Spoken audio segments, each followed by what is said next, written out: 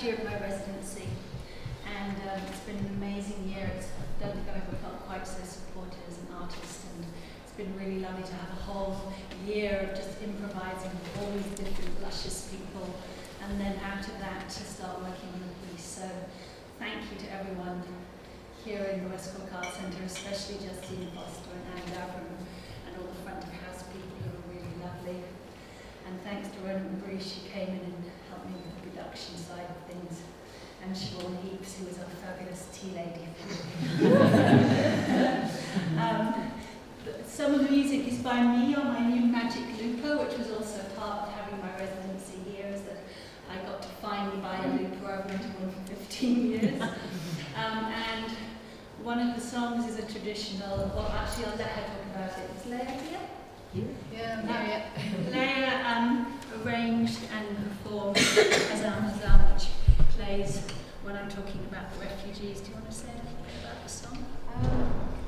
Well, when Tara was telling me that she'd been working on this piece, so I just had this song came to mind. It's basically it's a Hungarian folk song, which is about leaving your home place and not being able to go back, and longing and I guess the just that pain with it and sadness and everything, and it just kind of came to mind, and I thought sure I'll try to do something with it, and I suppose that was the piece with somewhere in the middle of it, with voices in the jungles and stuff. Yeah. And Siobhan sang a traditional song in Irish. You want to say a bit about that? Yeah, it's a song about plastic, which obviously is near here, and about it particularly speaks to me because it's my dad's a boat builder, and it's about a father whose sons all get drowned while fishing, and in it, I guess, resonates with Tara's work is one of them writes on the rock that he's married to the rock now forever, so that connection to the land. And Siobhan and Leah have both, lots of people have come and done my residency with me, but Siobhan and Leah have been these kind of continual artists who've kept coming back in, and so it's really lovely to just have a little flavour from both in the piece, because they've really kind of been a constant in my year, and I've really loved it. Does anyone have any questions or anything they want to say? Or? How are you going to make it more fluid? Because by mentioning Siri, you've sort of kept it into a here and now. How do you perceive it moving forward, and would it have a river effect? Great question. I think my work starts off, because it's still in the kind of concept stage, my work starts off being a bit didactic and a bit like I'm preaching, and then gradually as I work on it, it kind of drops down into the actual art rather than the concept. So I'm not sure where it'll go yet, but I'm really aware at the moment it's kind of chunks of facts, and it will become more subtle and more symbolic, I think, over time. I know when I made Underwear, which you saw in 96 or 95 or something, it had that kind of edginess as well, and gradually over the years it got softer. So that's kind of my next task next year, is to, because there's millions of other things that I want to talk about as well, and how to kind of gradually drop those down into a more subtle kind of symbolic kind of dream state rather than hard ideas. Might you work with asylum seekers or refugees locally? That would be amazing. Yeah. I might now. Thanks. Yeah. And Tara, I thought the projections worked for you. Oh, fabulous. Really brilliant. My kind of idea was I wanted to make a piece that could go into non-theatre spaces and still have a theatrical feeling. And when I'm kind of dancing alone on stage, it's really nice to have something that kind of holds me. My last solo, I had a whole soundscape that Colin Rooney made me, and this time it's to have this whole kind of video And the idea is to take this piece into white spaces, so dance studios, art galleries, anywhere where there's a white room rather than a black box theatre. Because there's a lot more white rooms around Ireland than there is black box theatres.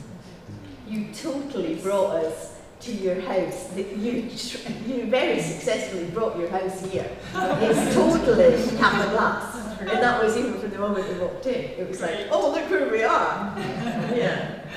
Brilliant. Well, I hope I'll do this piece in the States or in Australia or wherever, and I'm really hoping to kind of be able to evoke that there too, like I'm really aware of taking it to people who don't know what's going on. But it's your home. It's actually, the home inside of it's very much inside of the shell. Yeah. And it was beautiful, the subtlety of it as well, the trees and the castanet and the moon, but it wasn't too clear. It was beautiful. And it worked then with the shadows and Yeah, the shadows were fantastic. Yeah. Especially because it was just like twice the size of you, and lots of movement going on all over the place and crossing over, and it wasn't just one dancer, and it just really expanded on your movements, and it was just really stunning. I felt it became kind of tribal. The shadows. It was very beautiful, and just two things. The break, I can't remember before you started talking about Assyria, but some kind of link might have been stronger from the previous episode. I'm sorry, I can't remember what it was, to the Syrian situation. You made a personal link, which was very good, but there needed to be a kind of a link there. And I've forgotten the other thing now. Yes, I think it's kind of spoilt it because you had to keep going and fiddling with the boxes. Oh, I like that. I like the deconstruction of that. I'm quite happy with that. But for me, that's fair enough. But just for me, it sort of interrupted the flow and the imagination and staying with what it was you were trying to portray. That's all. No, that makes sense. But thank you very much. I loved it. No, thanks for your feedback. You just need to go and make your own piece now. Yeah, but I think that's interesting about breaking the flow. I kind of have this desire to make a piece where I can just have one suitcase with all my stuff and I can go and do it, and I don't need to take a technician with me. And I love the way musicians, like I often watch Leia perform, and she just comes in, she plugs it all in and she does it all herself. And I love that fiddling around on stage, and yet she's creating utter magic at the same time. I'm not quite so fluid because dancers don't usually do that, but I want to get to the stage where I can fiddle around with that same kind of nonchalance that really good musicians do. And couldn't you go behind a little screen to do no, it? I want it to be all there the way it is with the musicians. Sorry, You not should modern go enough. to one of Leia's concerts and you'll see what I mean, because I watched her last night. And she's creating this absolute magic on stage, as she performs, and at the same time she's doing all these really technical things, and so I wanted to see if that was possible with the dance piece. When you first did it though, you couldn't actually see the gadget, but you were making these beautiful shapes in front of it, so it kind of became part of the dance. But then later on it was much more, you could see you fiddling around. Yeah, I do have one technical problem. I mean, not that it sprung, I knew it was there. I also liked the fiddling because, again, with the concept of it being you being at home, that you are creating at home, and I really thought that fitted in with the whole concept of you in your home creating. Yeah, I think so too. Made it more intense when you left. Yeah. Gave that feeling of having to leave and connecting with the Syrian refugees. I think that's very Yeah, I for the mean, moment. I want it to be about migration on so many levels, because like all those people left Canberglass or died during the famine, and you know, my parents moved around all the time. My dad emigrated to the States, and I've lived all over the place. And so there's layers and layers of migration in there. I wanted to do a whole piece, Siobhan and I talked about this, about how much dancers migrate, because we move to where the work is. Yeah. And so we tend to go from city to city around the world.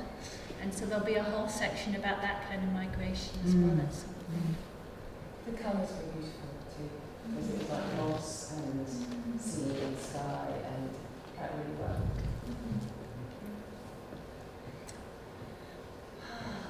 so lovely to see so many of you. Yay! I think when Shana and I did the first performance here in January, there was maybe 15 people, and I don't know how many we've got tonight, but there just seems to be masses of you, and that's really and lots of people that I don't know as well as the people I do. That's great. Well done. Any questions?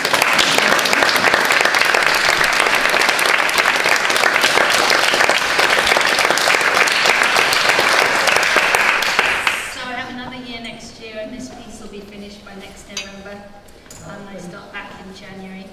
And I also teach contemporary dance classes here, and aerial dance classes, and the West Cork Inclusive Dance with Josephine and Patricia.